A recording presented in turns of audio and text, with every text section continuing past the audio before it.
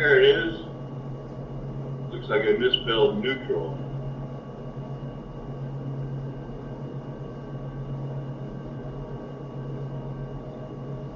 Where's the picture of him as a girl? Oh, 2 years old. It was 1880. Not bad. Young, unbreached Roosevelt. Breaching, boys, was an occasion when they first dressed in breeches or trousers. From the mid-1500s until the early 1900s, young boys in the Western world were unbreached or wore gowns or dresses until an age that varied between 2 and 8. Were it not that pertained to a woman. What? Maybe it was, what?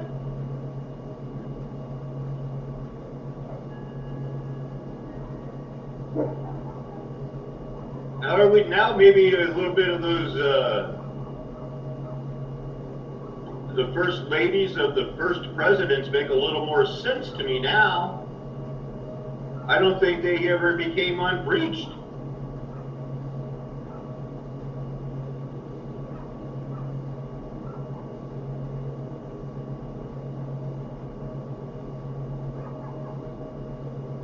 What?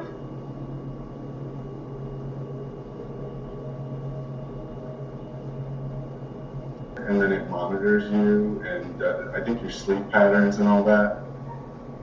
Same thing, I believe. But now, yeah, Amazon's going to be allowed to, just totally spy on just every last piece of your life. Don't tell me they're going to put in dreams in next year.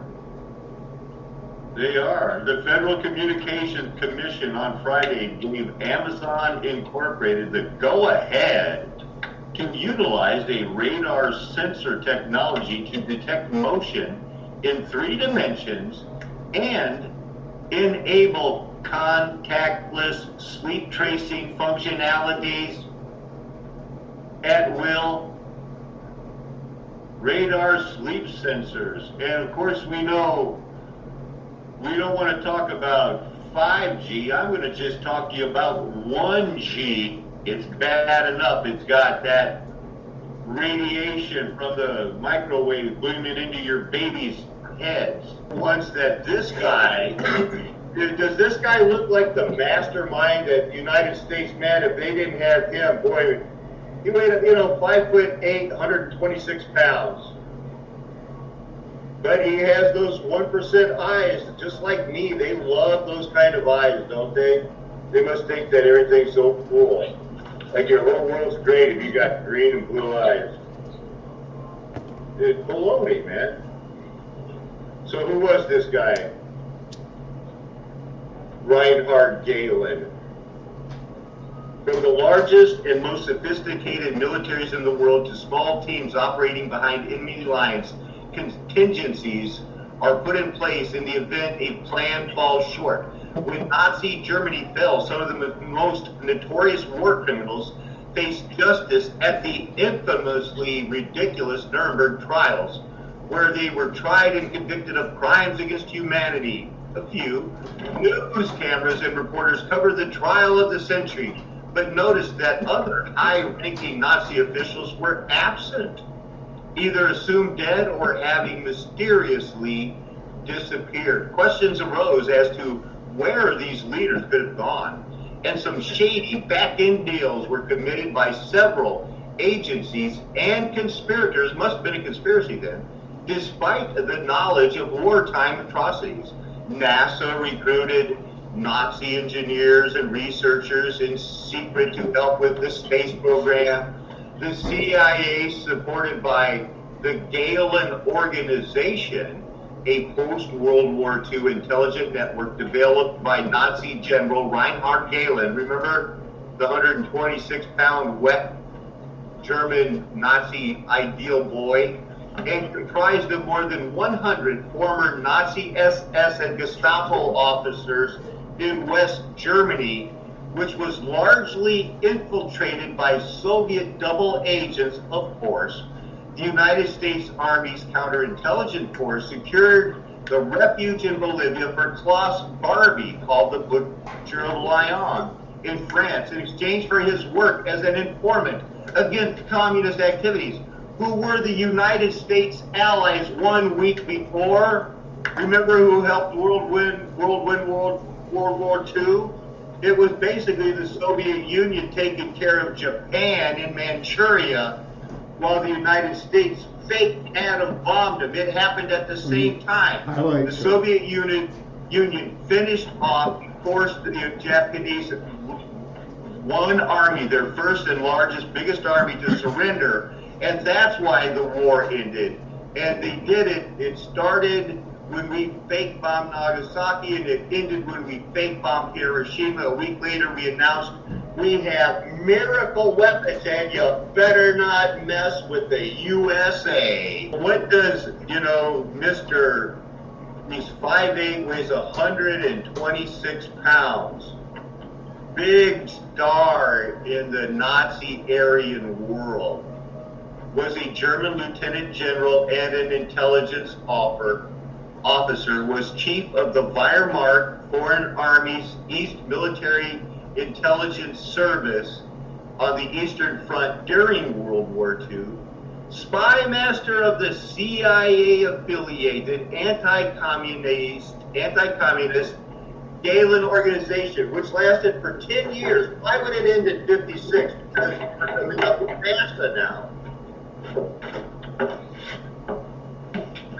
He was also the founding president of the BND, which is the CIA for what was East Germany.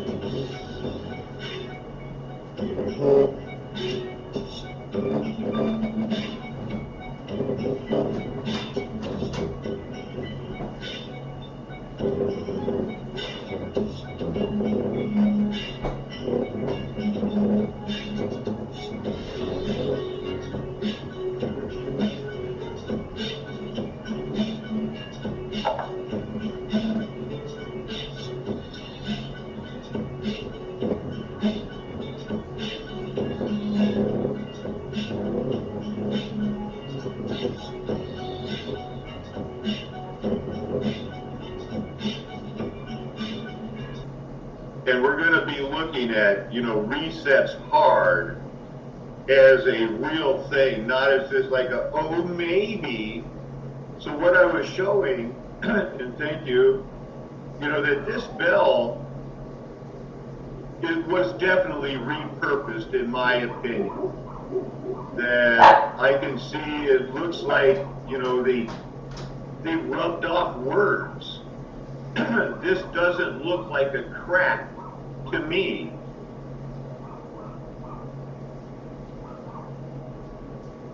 Let's see if I have that up.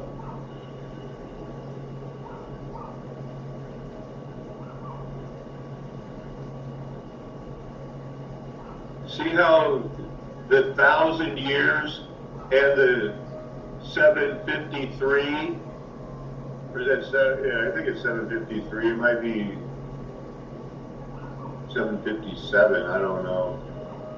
But the 1,000 years is purposely made with these holes right in front of the P, and it break, what are the odds? It looks like it was made to break here so that they could split it, pass, and stow. And Philadelphia was too hard. There is a dot underneath here that you just can't see good in here. But even this D looks suspicious to me. It doesn't look, the bottom doesn't look exactly like this D. Too thin. Whereas this is like, it looks like they had to try to add on part of it, that it broke off when they were cracking it. I don't know. Very suspicious of what they were trying to, I think, work too hard to get that going. Sent a monument, Alan, and what did he say? From anywhere, because it's really a 9-pointed star made to look weird. Sure, I clicked the right thing.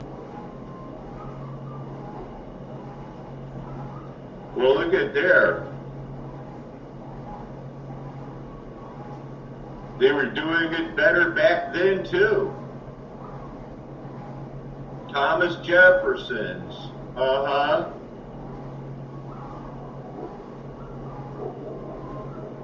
Right. Anything that has a moon on it is 1960 or later. That only became a part of the rewrite. I just watched a thing on that from Simon Whistler, who knows everything, did it. From Lipsick, Delaware. Do you ever hear of that state? Isn't that where Joe Biden's from, and they've only, that state exists to be like the Cayman Islands of the early Americas? Yeah, that Delaware.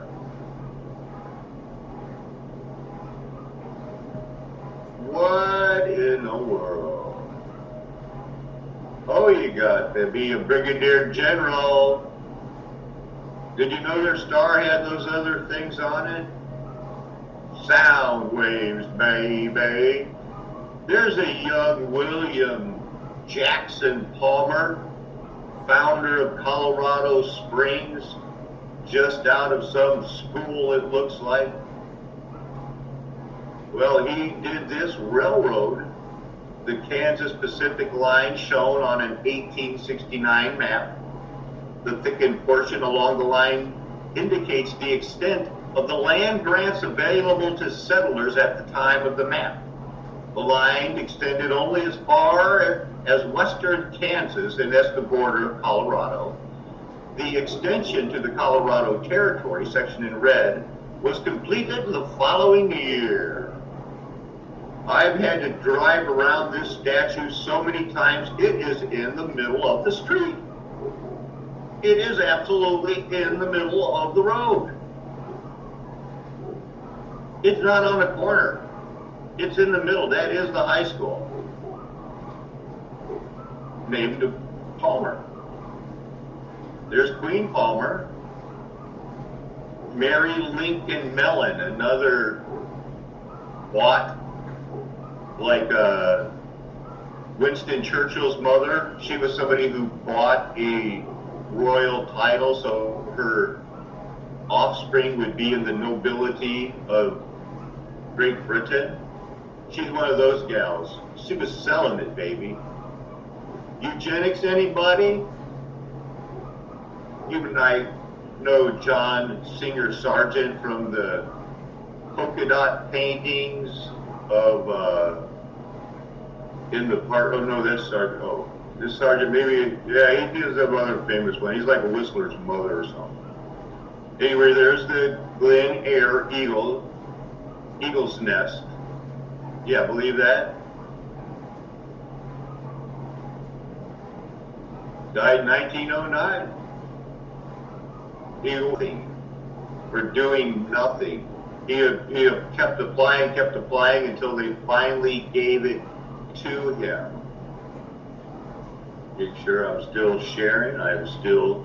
So they call him a civil engineer, veteran of the Civil War, an industrialist, philanthropist. During the American Civil War, he was promoted to brevet brigadier general. and received a Medal of Honor for his spying because he was captured as a spy. They gave him a Medal of Honor. Medal of Honors to me are very cheap before Vietnam, Korea. They were all setups. You know, the 21 Medal of Honors were given to the people who used the newest version of the Gatling gun to mow down the unarmed Native Americans at Wounded Knee. 21 Medals of Honor were given to those men. So this Medal of Honor was something that was all for show to the people that were already being eugenically bred and spread throughout the United States on their orphan trains. And ditto for Australia and all of the other, Argentina, Chile, every place that the Germans would run to support their lost cause leading up to and through Operation Paperclip, NASA, DARPA, and the world you live in today. Early in his career, he helped develop the expanding railroads in Pennsylvania that got him on track. It was interrupted by the Civil War. He served in a colorful fashion, a cavalry colonel, appointed to brigadier general, that just means temporarily. After the war, he contributed financially to educational efforts for the freed former slaves of the South. The myth about city founder General William Jackson Palmer being a teetotaler, oh no, it's find out that he actually enjoyed fine wine, beer, and whiskey on the regular at his famous Glen Eyre home. It's one of several myths that are busted in a new exhibit about Palmer because they've got to unmask their heroes. They looked at their trash. They found them all around the Garden of the Gods. And that, you know, tin enamel bricks at their home, light bulbs, 30 kinds of pottery, alcohol, condiment bottles, toothpaste, intact glass light bulb, an entire fish carcass, elk, very fine cuts of beef, poultry, and pork, to find the Confederate gold. But earlier he was born to a small Quaker set, you know, didn't want to go to war. For the Hicksite set, friends, Rosicrucians, female pastors, same with Quakers, same symbol, you know, in Delaware. His parents were John and Matilda Palmer. When he was 5 years old, his family moved to Germantown, then an independent city outside Philadelphia. And that means it was its own independent city because they were all kit towns, privately owned towns. There was very little government back there in the way we look at through fascist trained eyes today. Anyway, he was captured and released. He later got a Medal of Honor for it. At Chickamauga, Palmer's regiment was detailed as headquarters guard for the Army of the Cumberland, with many troopers doled out to various corps as couriers and scouts. When Longstreet unexpectedly attacked the Union right near Rosecrans headquarters, Palmer gathered all the men available and prepared to counterattack with a saber charge. The Union right flank dissolved, however, and after attempting to rally the panicked infantry, his regiment crossed the battlefield in good order under Confederate fire to protect the Union artillery. So maybe this is when he got his Brigadier Star, and maybe that was part of his deal. But anyway, the night they drove Little Dixie down, chasing Jefferson Davis. What's that have to do with this? Recommended that Palmer was vigorous in pursuing Confederate General John Bell Hood.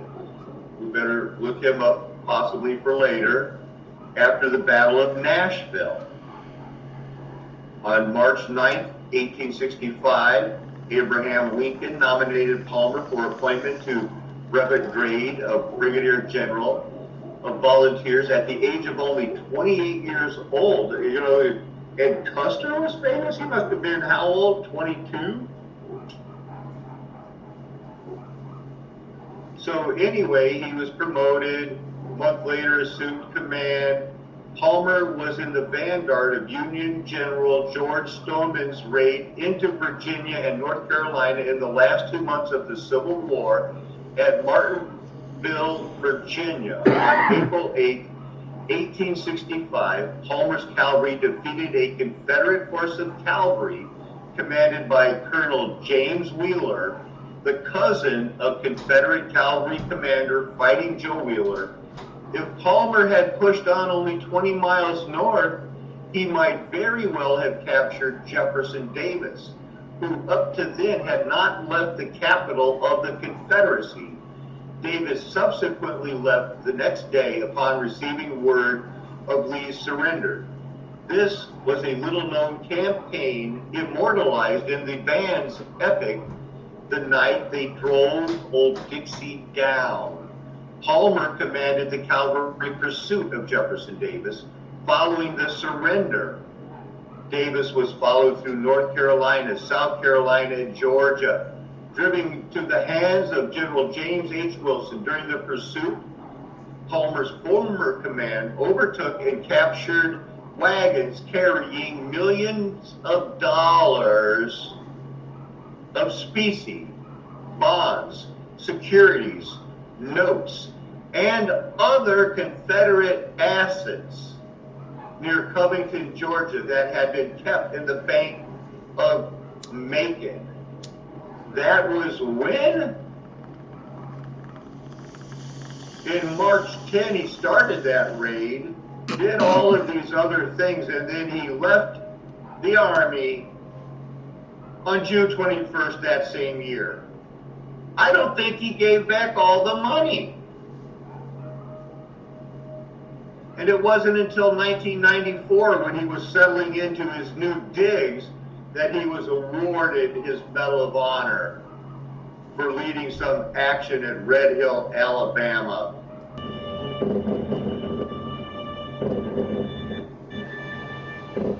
Some people are suspicious of Tartaриa's existence as they've never heard of it before they saw the first version of my ether video 2 years ago, but they were blind.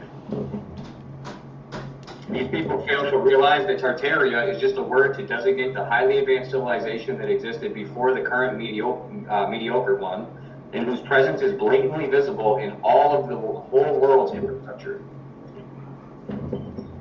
They're looking for frequencies, and that is right here, brother. Star forts, all cities located at strategic points on Earth along canals, rivers, seas, lakes, and oceans were star forts.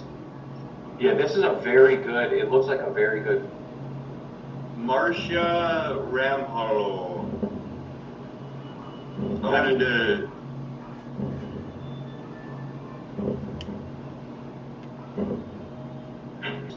I-660, New Amsterdam. Well, that means New York City.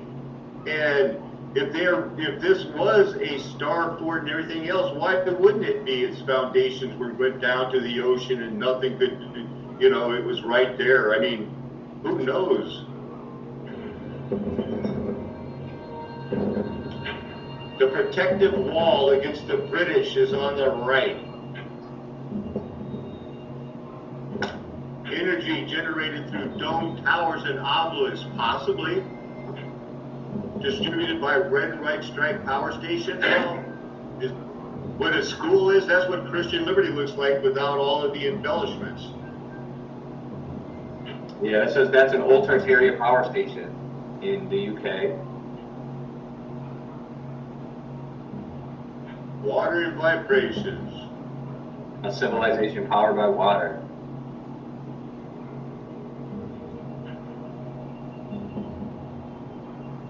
We had a highly advanced civilization, 100% powered by water, ether. Our body is 70% water. There's also plasma in it. We are connected to ether through water. Water is liquid crystal. Water has memory. Why do they need Albert Einstein to convince everybody that the genius of the world proved there is no ether. But there is an ether. Star-white cities like the White Star Line, they had star forts on the ocean for a long time. Yeah, so I think they proposed that all these canals were made to connect all the cities for all the free energy, which I'm, still learning all that stuff. I teach that in the very beginning that is a misinterpreted word, that a mist went up from the ground. Everybody knows that has even studied just basic Hebrew, that it means irrigation. It means that the whole world was irrigated when this creation woke up to it. And so they naturally would build the cities where the canals were. And the canals lead out so that you can have a farm, you can have a farm, you can have fresh water, you can have fresh water, you can have fresh water, you can have fresh water. Everybody get fresh water. All star-white cities were designed by the angel gods. No, they weren't. No, they weren't. They were designed by King Hiram, and they describe them being built in the Bible for Solomon and other people. So this is going to somehow lead people towards Arianism. William Blake is a theosophist that, hated God.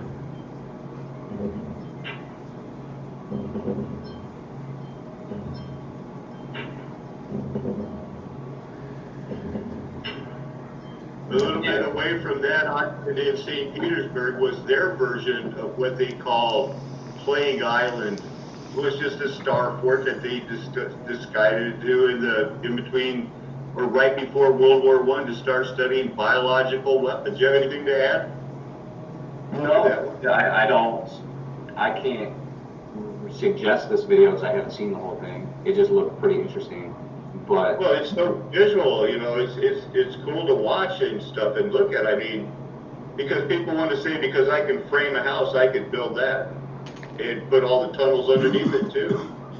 But maybe Static could put some bathrooms in now because that might help. But I guess they didn't need them.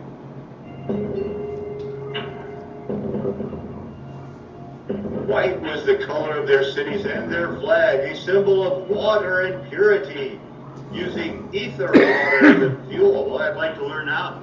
Boy, now we know how they get this metal, and they couldn't do it until they got those big extruder presses. Yeah, that's how you funnel water.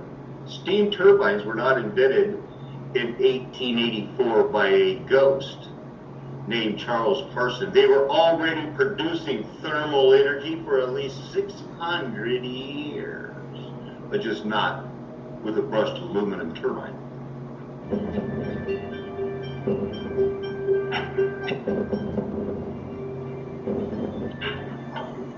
Even the Amazon rainforest are ancestors of small water courses with natural designs. Because it was a regular city, it wasn't a lost jungle. It very well could have been, the 10 tribes of Israel, or the 2 tribes of Gad and Manasseh and Ephraim that stayed on the other side of the quote-unquote river. We don't know, but we do know this is a giant water grid. Let's jump ahead. This looks like a good picture coming up.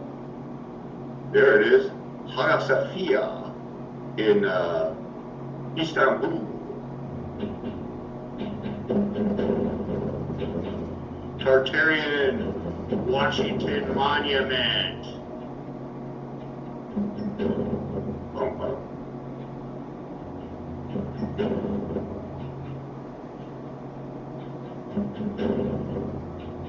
How do you like your kit house?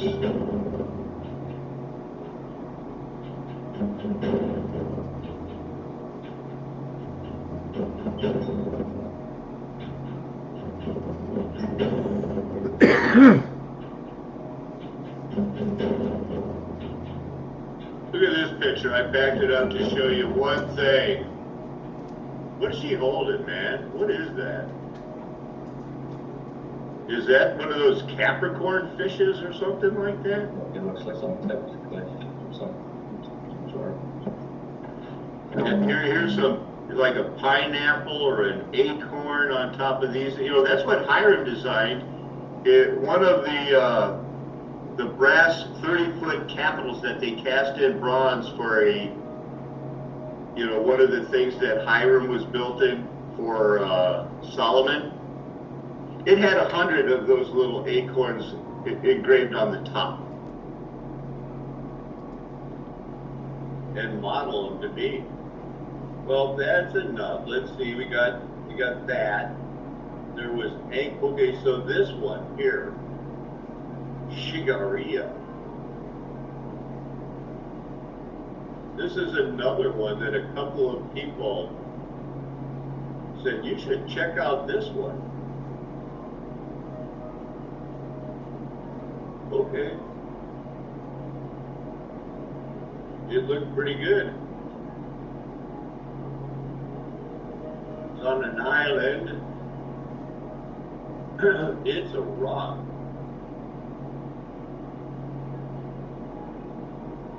Look, it's got the lion's feet coming out of the bricks, going to the wall. This is how you get up here to this part. Looks like you might have walked it in the old days. Or they might have had a different bridge. Looks like they were getting ready to do something here, but changed their mind, or it had been done earlier. But this is actually, to me, is a big body part. That's why these are, you know, these break points are there for a reason. All of these cracks are there for a reason. These drill holes, some of them are fake, but many of them are not.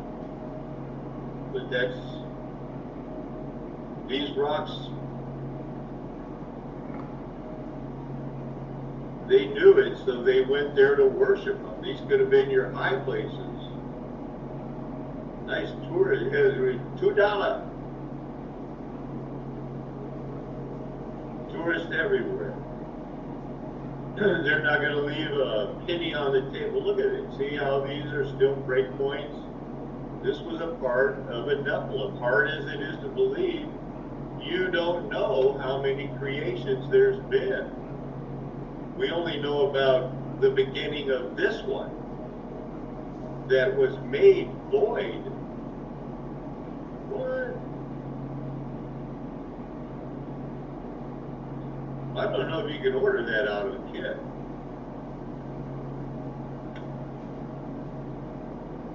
What's this? That must be part of the way the claw looks. I wonder if the Hebrews made those bricks. That looks pretty thick. That looks like a reconstruction, but a well done one.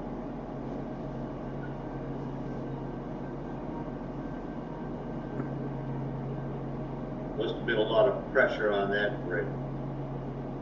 Like somebody tried to drill a hole to hook up a light. Or speculation. So it's from the 400s, they say.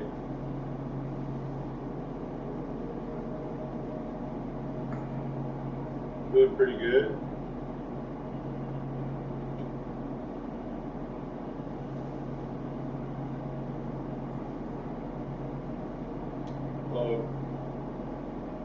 So here you go with the spiral staircase. That's where they were leading them over there.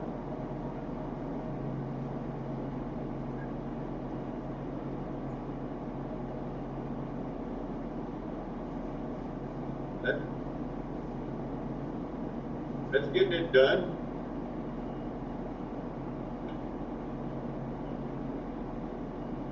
In case you want to walk around the outside.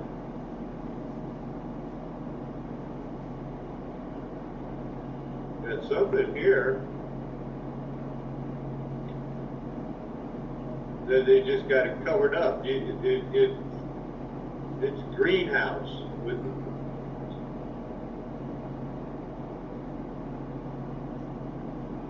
Better look at the spiral staircase.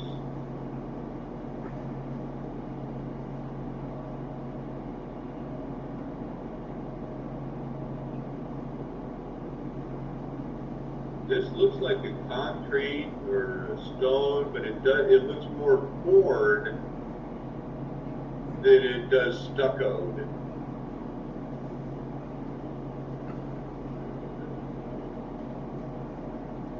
Same with this.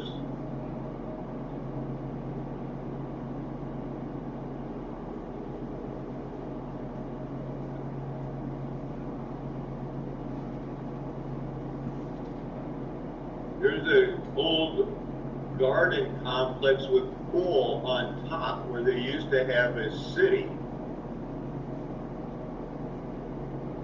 There it is. That's the gardens as seen from the very summit. So this is down below what you see when you're on top of the Sigiriya rock. That's what you see on the other side. And from the distance, that's where they have the gardens and the pool up on this part.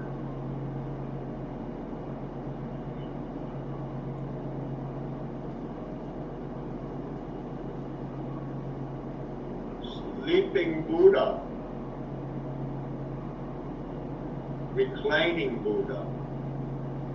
And that's why they choose these rocks to do it under. They figure it's more peaceful for them.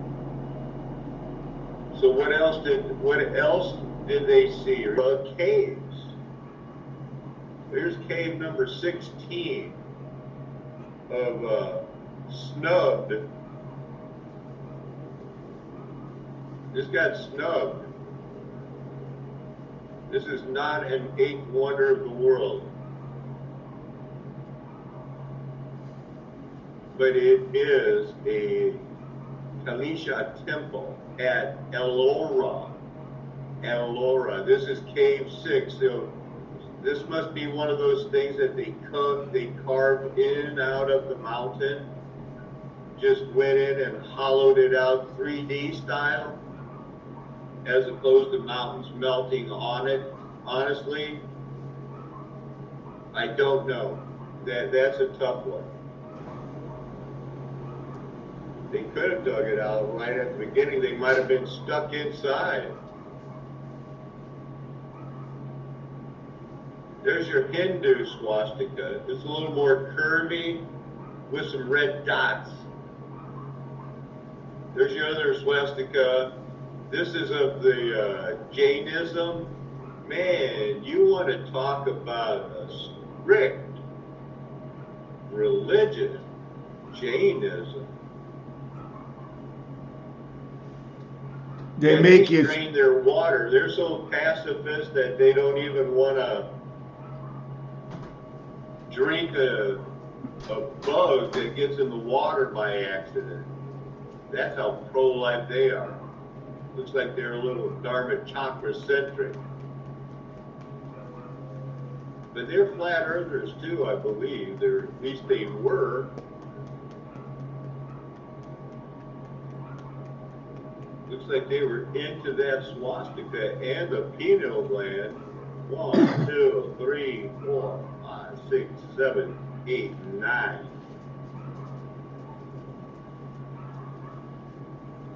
Jainism, everybody. When I was first studying cults in the very early 80s, it struck me that they strained their water. That is some lifelong dedication, you swastika lovers.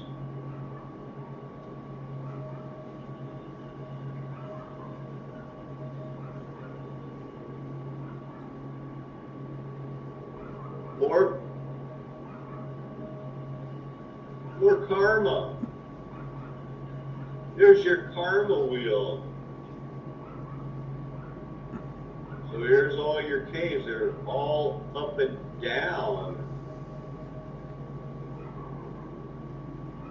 the temple grounds.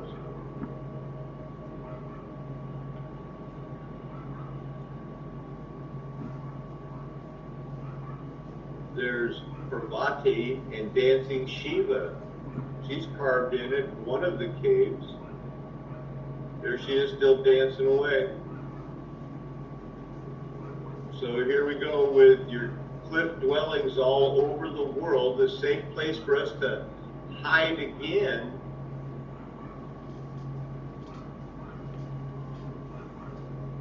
Because fresh water is going to be at a premium real soon. In my humble opinion. Hey, look, it's Isis. Oh wait, it's the goddess Ganja. Ganja.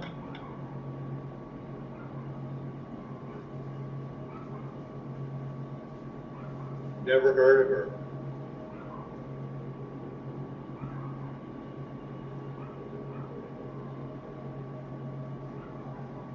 Is the personification of the river Ganges. I wonder if they are naming that after ganja, the weed.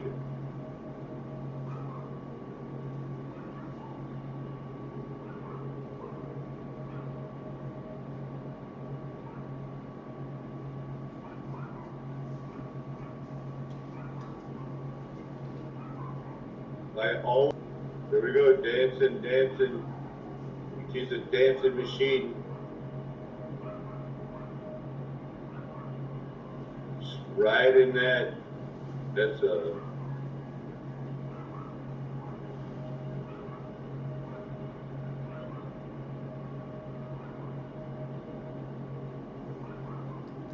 another carved out cave from an 1800 drawing of the temple. And it looks like it might have been attempted to be colorized. Now, here's another one of his drawings that hasn't been colorized, where they're sitting around going like, that's right, we did it. Another view of the top. It looks like cave 16 again. The Ramayana panel.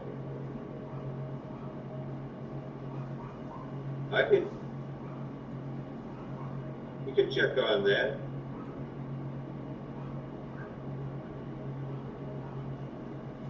Narrates the life of Rama. Not ramen, don't get hungry. A legendary prince of the Yodha, a city in the kingdom of Kosala.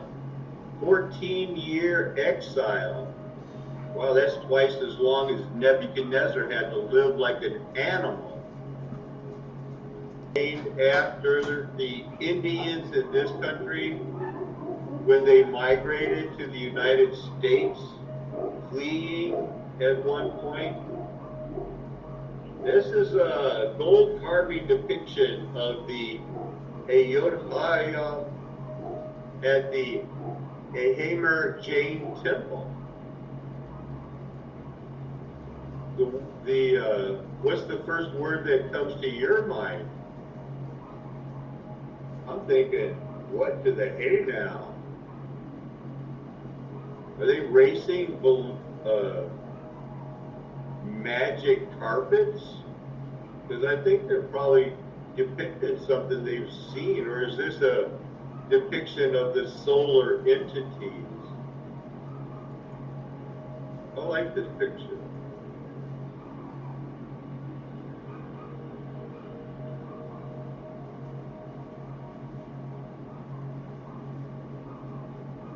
It's a little miniature. Gold leafy, huh?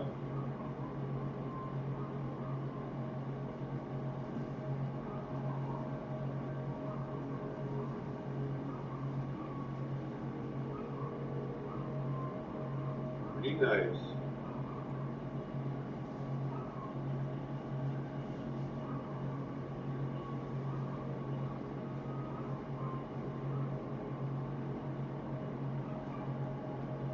Here goes Rama.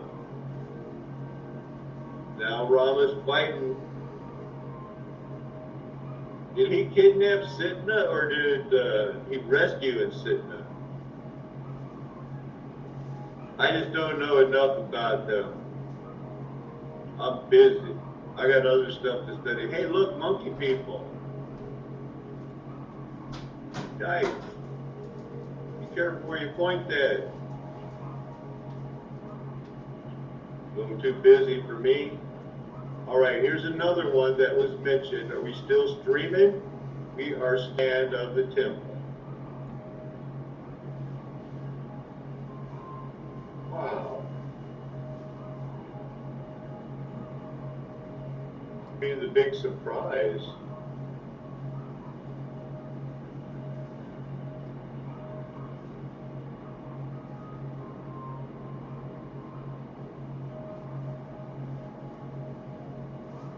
I didn't know about this.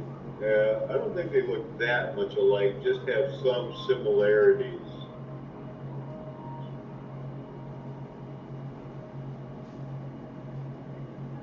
Hey, remember that? Wow. Bummer.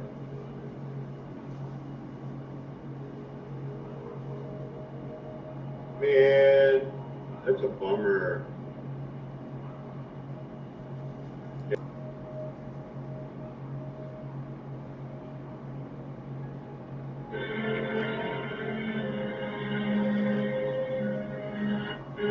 All right. No, cells divide like this so that they can have oxygen provided to them. Cells in muscles of the Nephilim, not trees. Not trees. If you looked at your Devil's Causeway and compare it to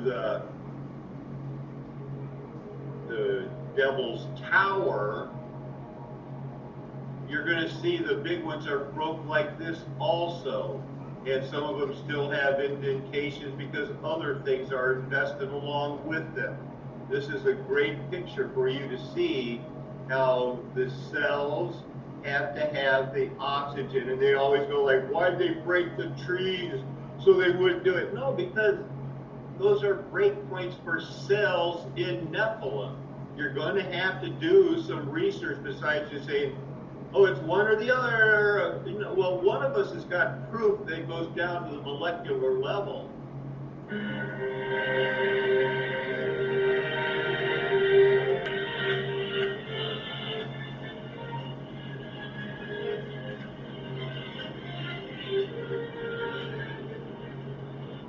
Exciting times. I get it. I get it. It looks like wood. I get it. But it's not. It doesn't have to be. So why just give it to them? Okay, yeah, okay. I don't believe what I believe. No, I believe what I believe. And I don't see any reason not to. Because that's not wood.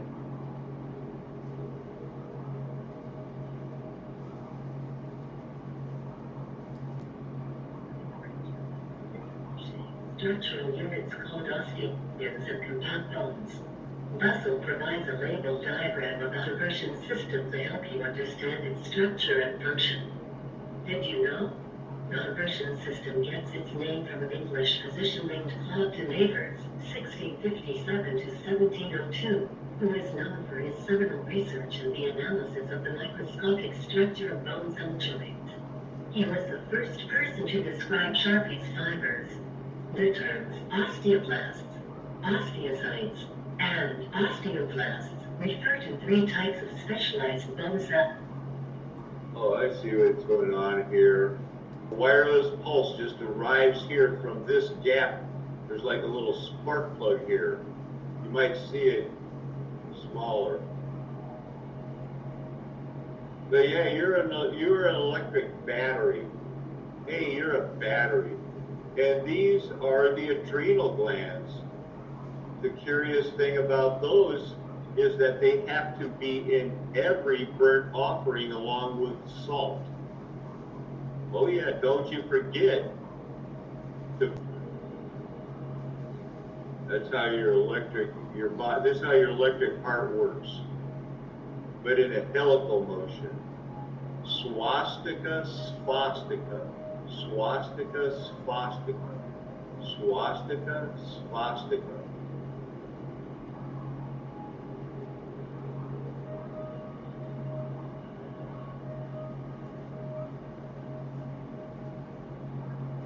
These patterns in the stones, now you know, it takes a while. You see those little stones they've sliced that are selling for $1 a piece, now you know.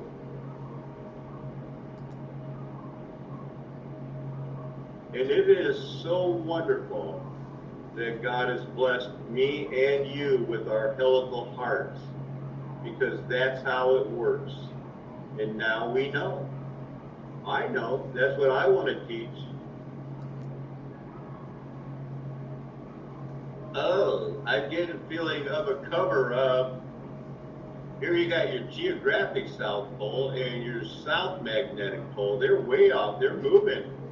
Everything is getting further away, man. Earth's magnetic pole has shifted away from Canada. No way. Changes time zone. It just keeps drifting. This is from 2019. Collapsing.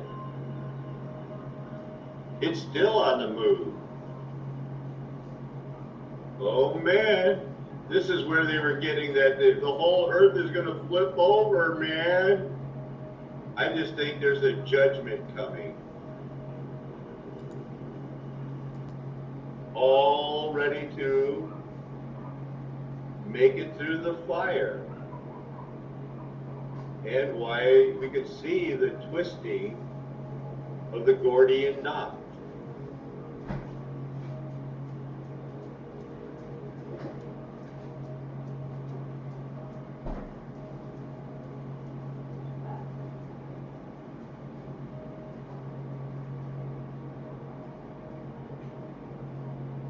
Nice little purchase for a blood supply.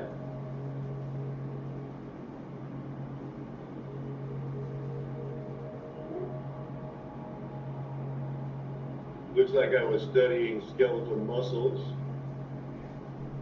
Oh yeah, more not tree.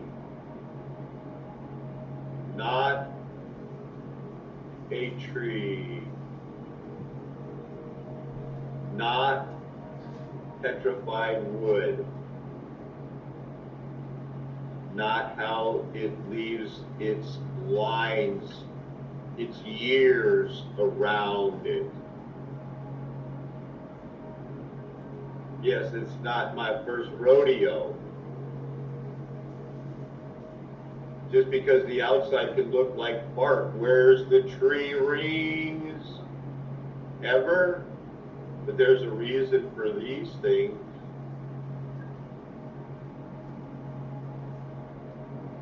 That's polished petrified wood,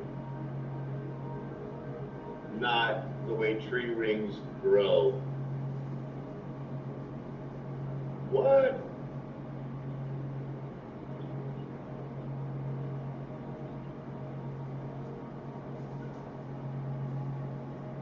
Everything, all they needed was the right photo opportunity, and they would have dropped those subpoenas and everything be okay now. In whose world?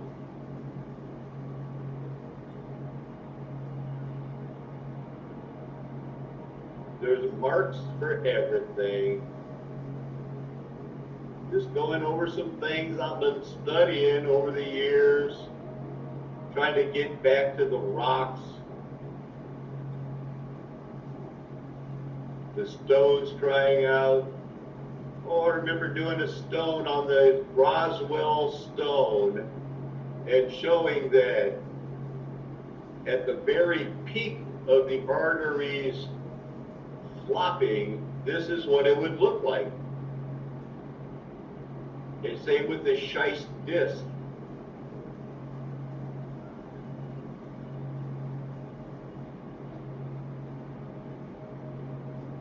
Yeah, if that was caught by the glittering sword at the right point, it would look like that in that little circle because they come up and flap over.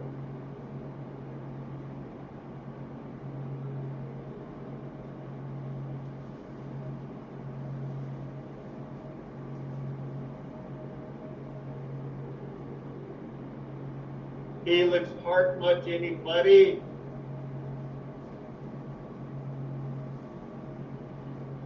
Say what? So this is your magnetic North Pole, just going completely crazy.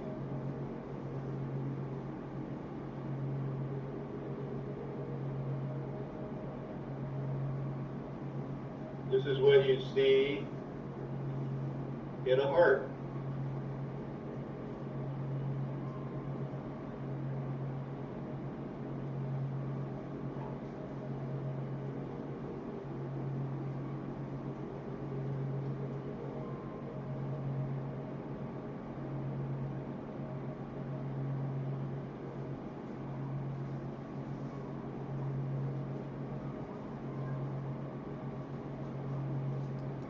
Such a fake baloney story. Look at that. How long have they been able to, record things? Seems like a long time ago.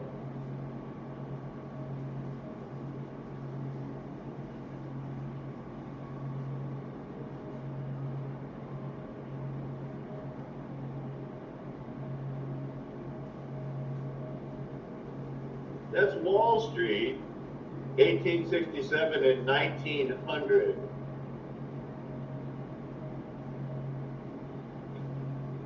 If they say so. Now, what happened?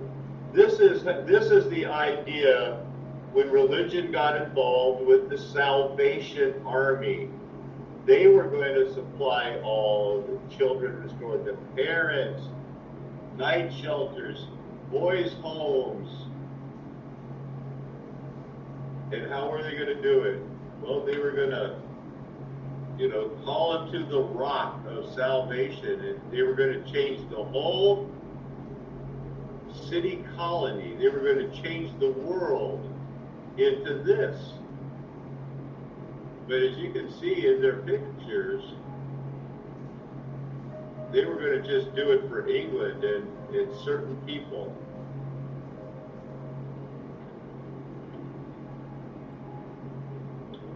They actually went ahead and have transferred at that time 200,000 persons from the city to the open spaces because they needed them in England, and then also they came to the United States.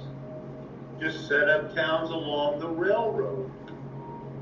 And they took loans and paid them off and tried to live it, and then they wrote a history about, everything the United States did when it probably didn't do much of it. That's a famous picture of Diana and her hound. Hampton's on the sea. Everything's going away. Make it go bye-bye.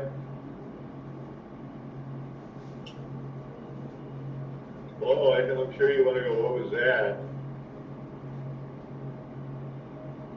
So this here is after the San Francisco earthquake.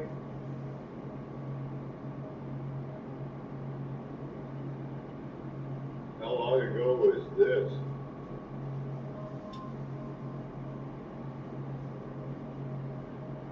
Yeah, we were going to expose how to find gold and show everybody, but we didn't do it.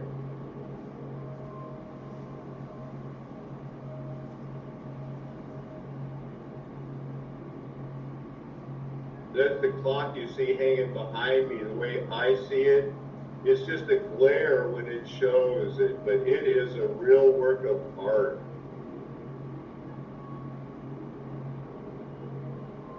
This is the one I have. You can't, they're sold out.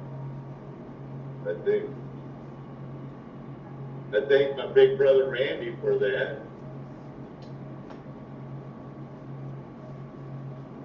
So this is how they dressed at the kind of Greek and stuff like that at the, you know, in the early 1900s.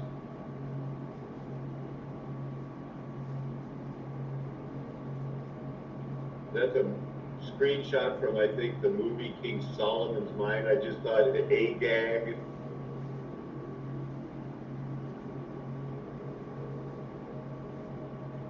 He's a Bible name.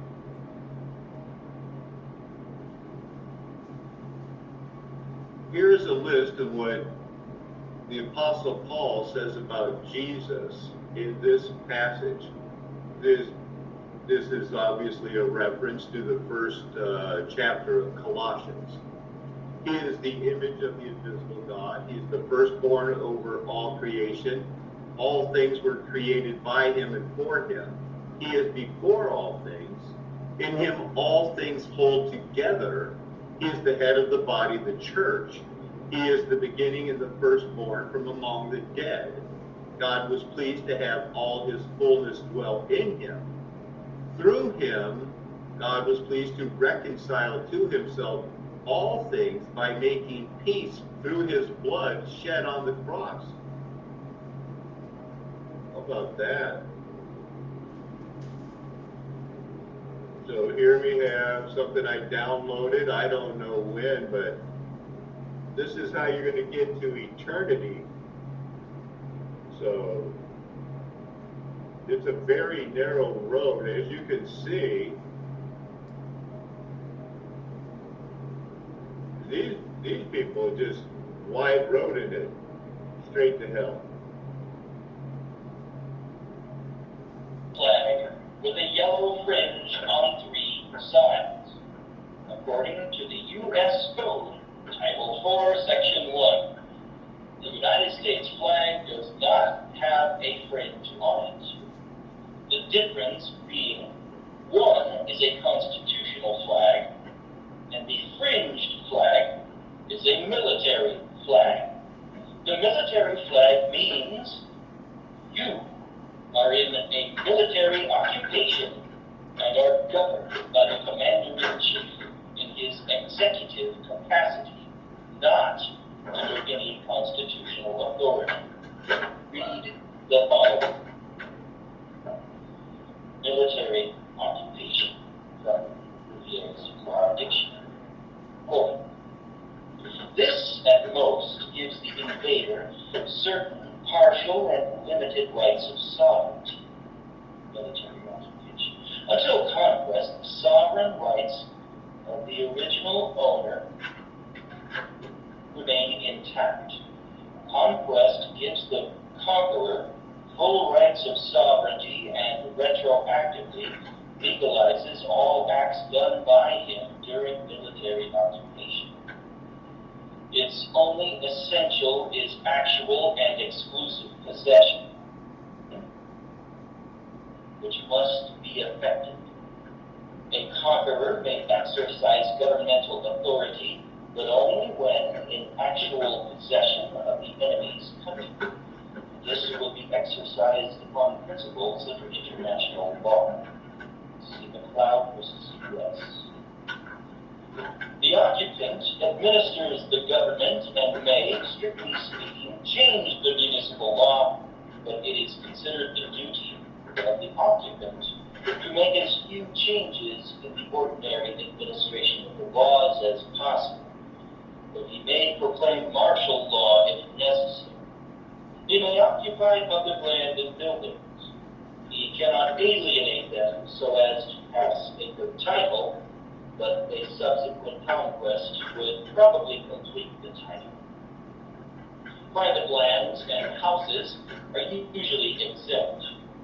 Private movable property is exempt, though subject to contributions and requisitions. The former are payments of money to be levied only by the Commander-in-Chief. Military necessity may require the destruction of private property, and hostile acts of communities or individuals may be punished in the same way. Property may be liable to seizure as booty on the field of battle, or when a town refuses to capitulate and is carried by assault. When military occupation ceases, the state of things which existed previously is restored under the fiction of post-liminium. Territory acquired by war must necessarily be governed, in the first instance, by military power under the direction of the President as Commander-in-Chief. Civil government can only be put in operation by the action of the appropriate political department of the government at such time and in such degree as it may determine. It must take effect either by the action of the treaty-making power or by that of Congress.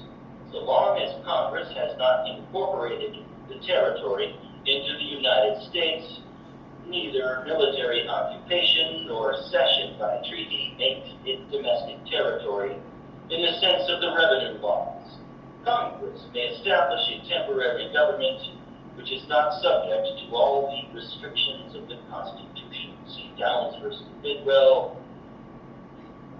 That's unquote. That all about military occupation from Bouvier's Law Dictionary. Paragraph 1 through 3 of the definition of military occupation describes what took place during and after the Civil War. What took place during the Civil War and post-Civil War has been legal under international law.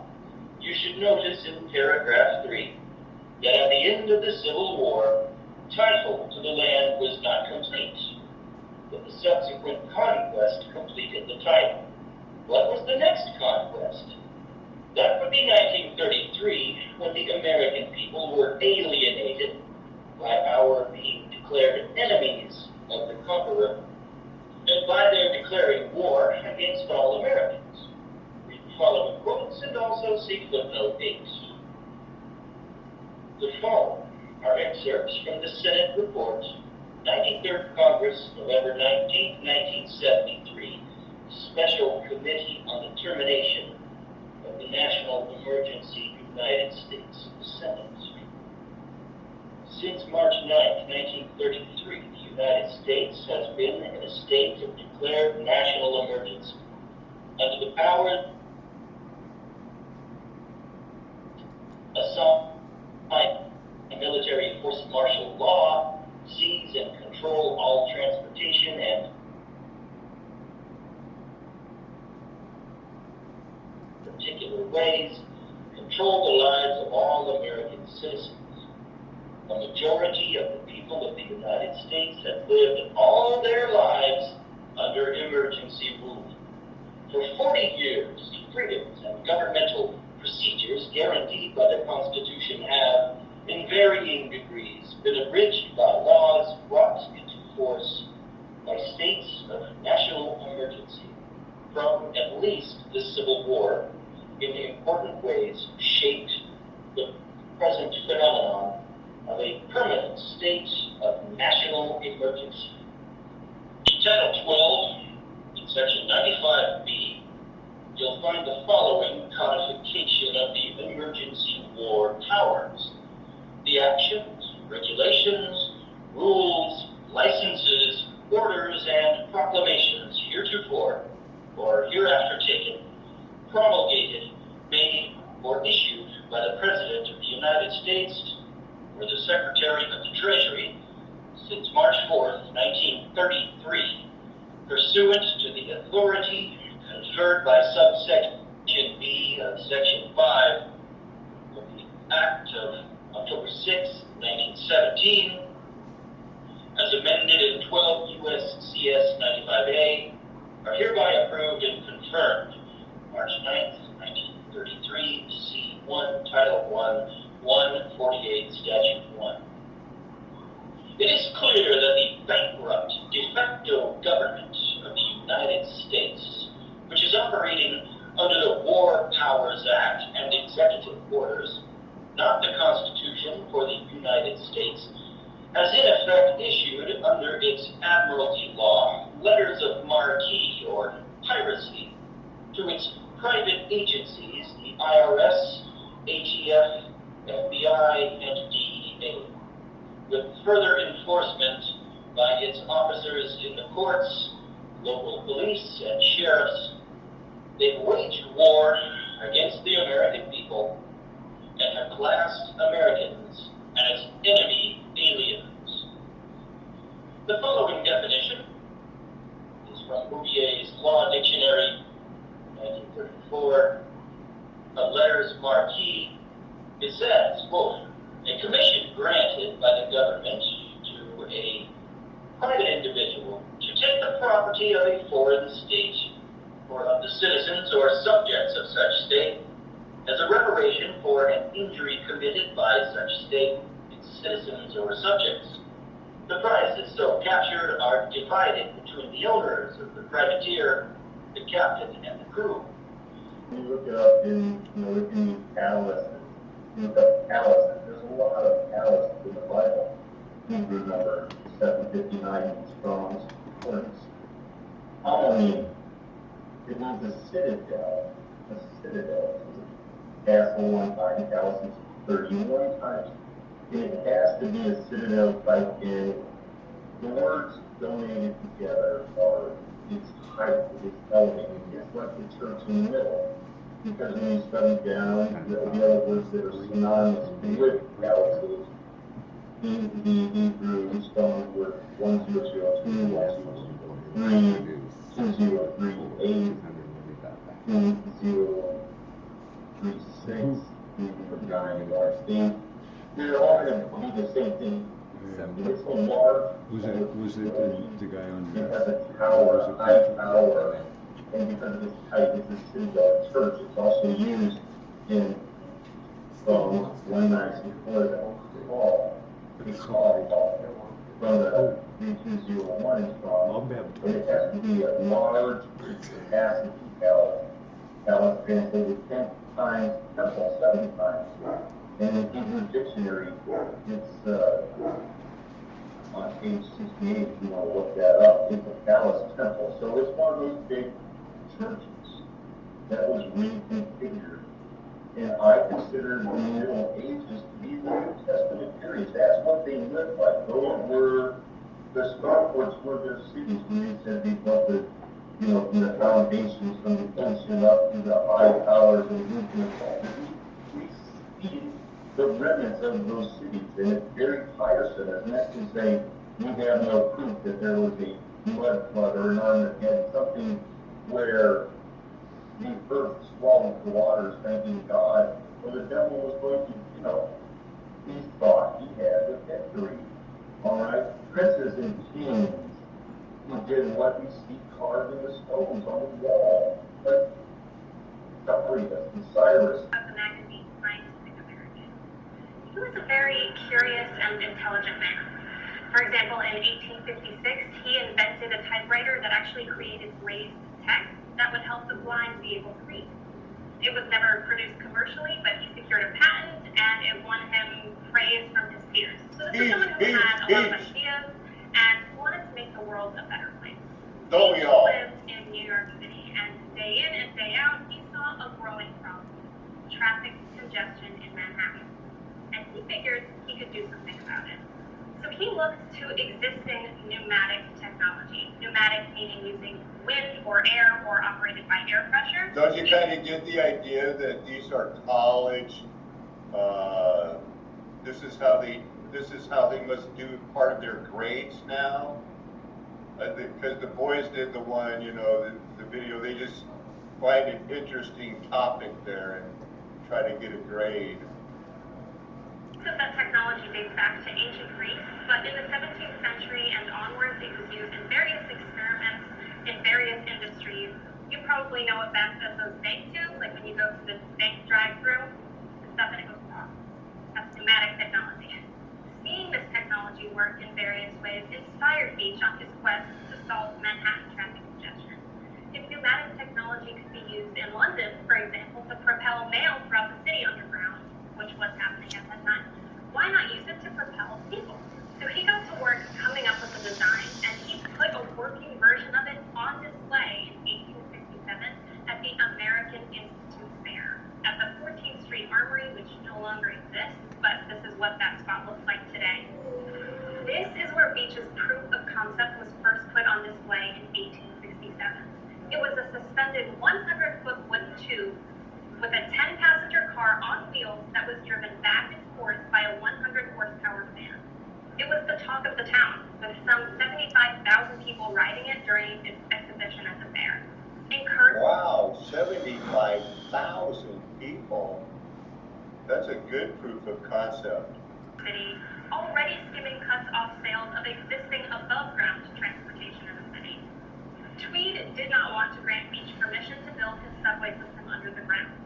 Actually, Boss Tweed had his own ideas for an elevated train system in Manhattan. No. Don't you think she should shake her fist for emphasis? You know, like, don't let Boss Tweed. Or would be a conflict of interest or a conflict of profit.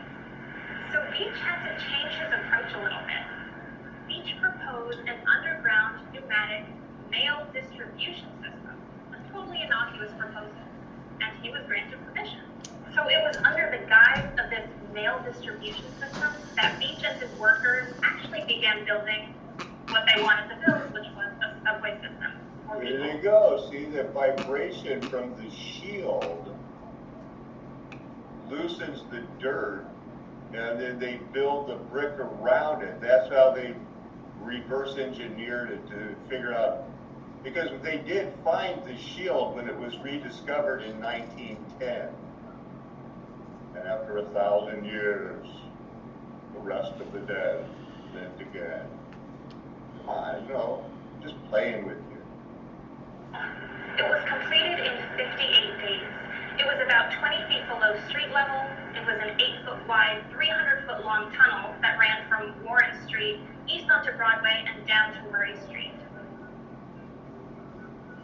Again, this was another proof of concept, just a one-block test. Beach did everything he could to make this an incredible experience for visitors.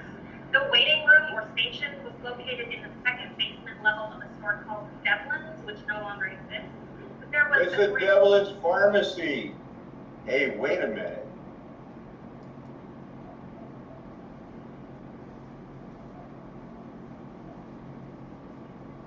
I'm Dennis Daly with the story of another forgotten American.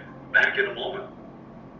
Alfred Beach was the designer of an underground system of transportation that was the godfather of the New York City subway. His line opened just after the Civil War, featuring cylindrical cars pushed through tunnels by compressed air. The Beach pneumatic system was the first attempt to build an underground subway in New York. It failed, but an idea was born. I'm Dennis Daly.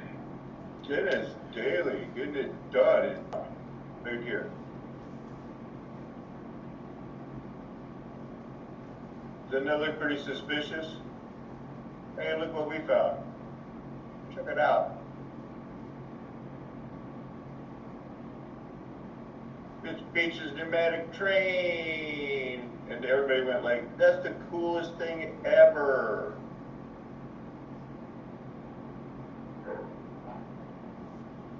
Naturally, it's the coolest thing ever.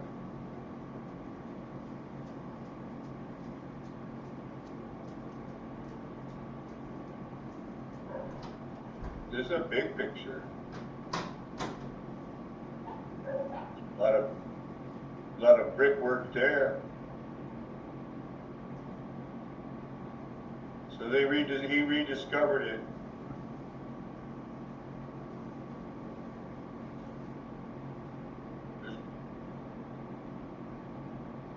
I think it's cool.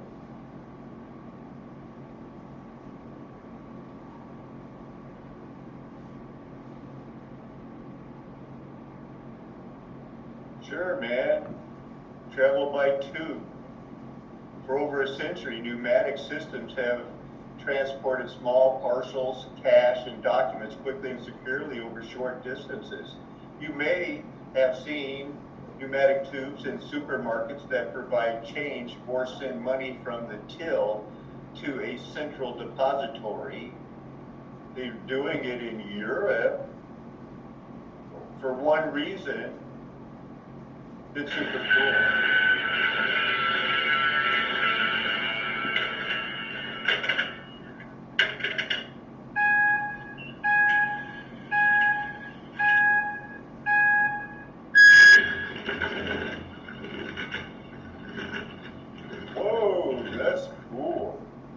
their transactions into the system based on priority, send and receive priority. It gives it an aggregate score, and now this one's in line to take off. You can give your scores anywhere between 115 or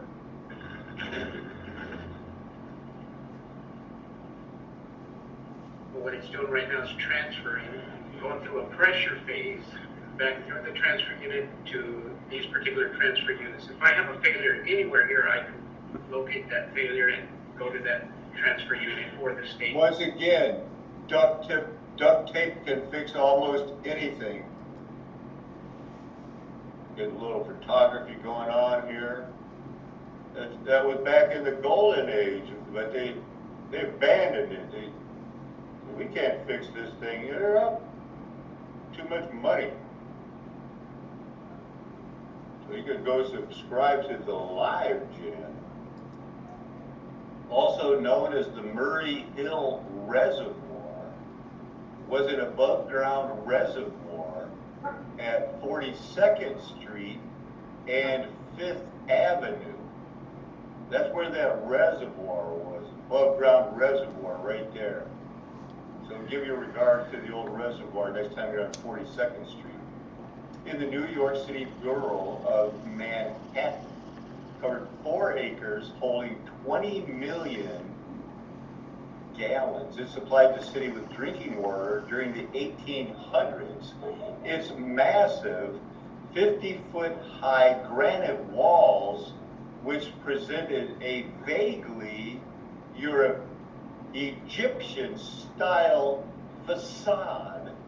The massive 50-foot high granite walls were 25 feet thick.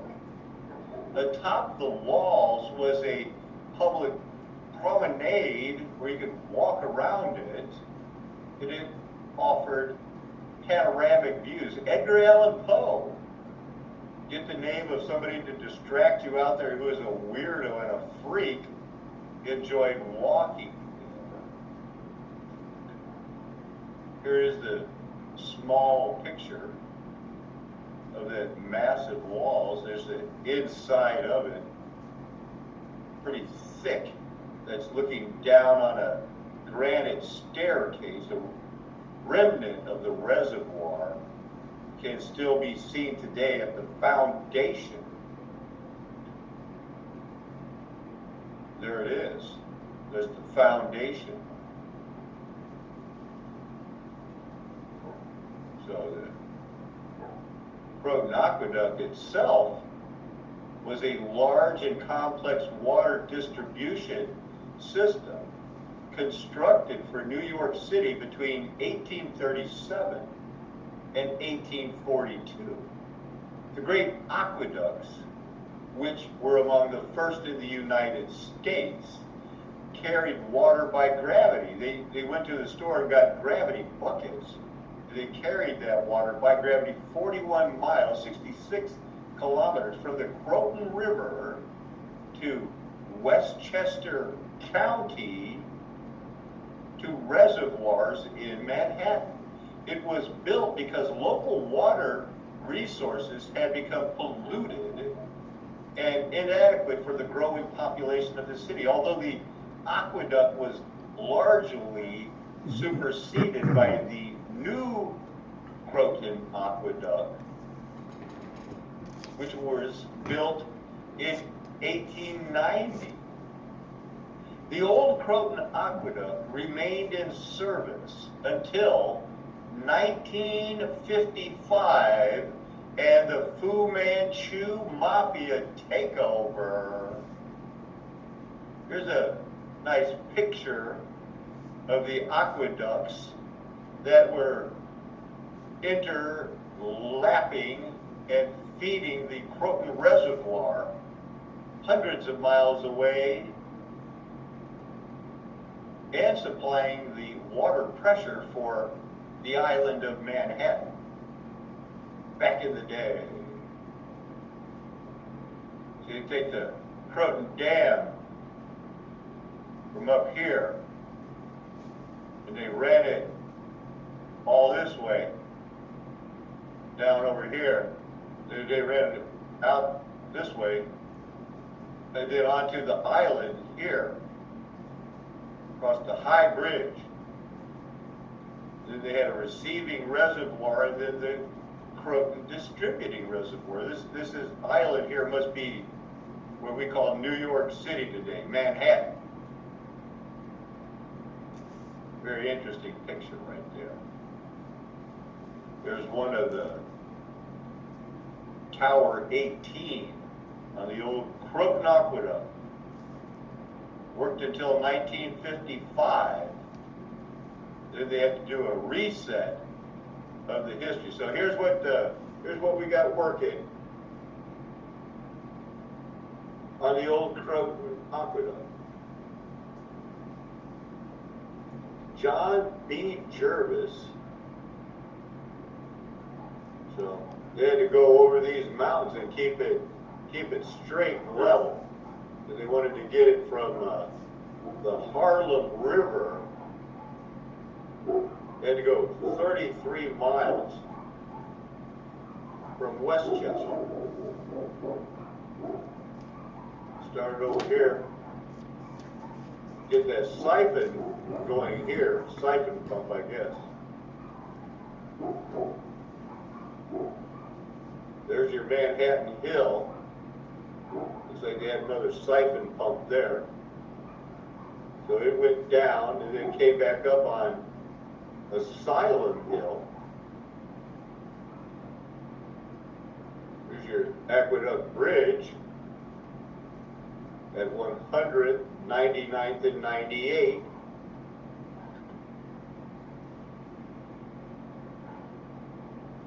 There's another little holding tank for it to make, you have to get that so the siphon pump will work.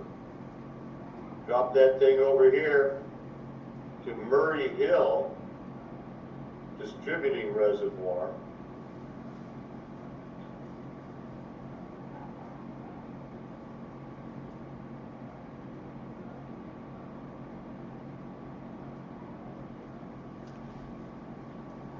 Doesn't anybody find that ridiculous? They did a siphon pump. You know, no problem. Build it underground and connect it for 40 miles to bring water, fresh water to New York City. Well, I wanted to start out and give you a show of some highlights. I'm not sure how long it's been going. Let me see. Well, about an hour and a half. That should be enough for you to enjoy, talk to your friends, and have a blessed day on this Flat Earth Nation Super Bowl day. It is a Flat Earth Nation. Mudflood was Armageddon, and you know I'm never going to tell you anything else. Why would I? I'm trying to prove I have your best interest at heart. Amen. Hallelujah. Aho.